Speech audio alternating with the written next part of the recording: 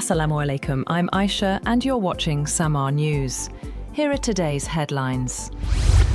The Pentagon is evaluating the future of the US military footprint in the Middle East as the Iran war raises fresh questions about the safety and sustainability of American bases in the region. The review could eventually reshape where US troops and military assets are stationed, particularly across the Persian Gulf. The Defense Department is examining whether the United States should pull back troops from the Persian Gulf, where major American military facilities have come under repeated Iranian attacks.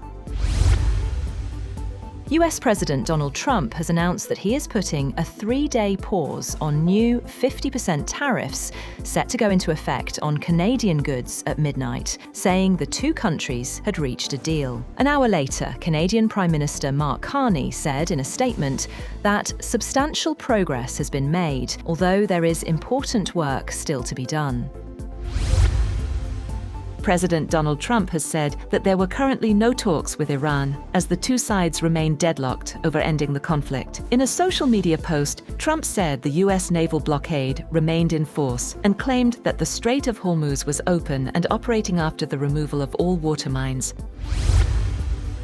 Iran's Foreign Minister Abbas Araghchi has said that the United States is now begging to negotiate with Tehran on Iran's terms. He said that Washington failed to force Iran to surrender and claimed that the memorandum gave Iran 13 provisions in its favor. Araghchi also said that the perception of a weak Iran had been completely dispelled following the war with the United States and Israel. He said Tehran's post-war foreign policy would be fundamentally different, arguing that Iran demonstrated its resilience and that its adversaries failed to achieve their goals of regime change, unconditional surrender, and internal unrest. He also accused Israel of trying to sabotage the deal.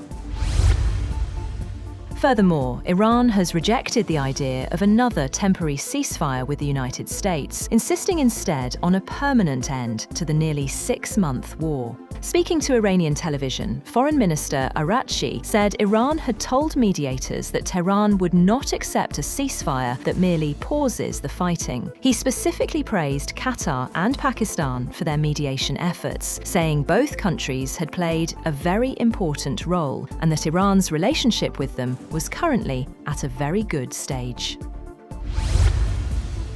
However, Iran's Deputy Foreign Minister Kazem Garibabadi has hit back at Donald Trump's claim over the Strait of Hormuz, calling the US president's territorial ambitions a delusion. Garibabadi said that Trump's claim would either be corrected soon or Iran would correct what he called the delusions of the US president.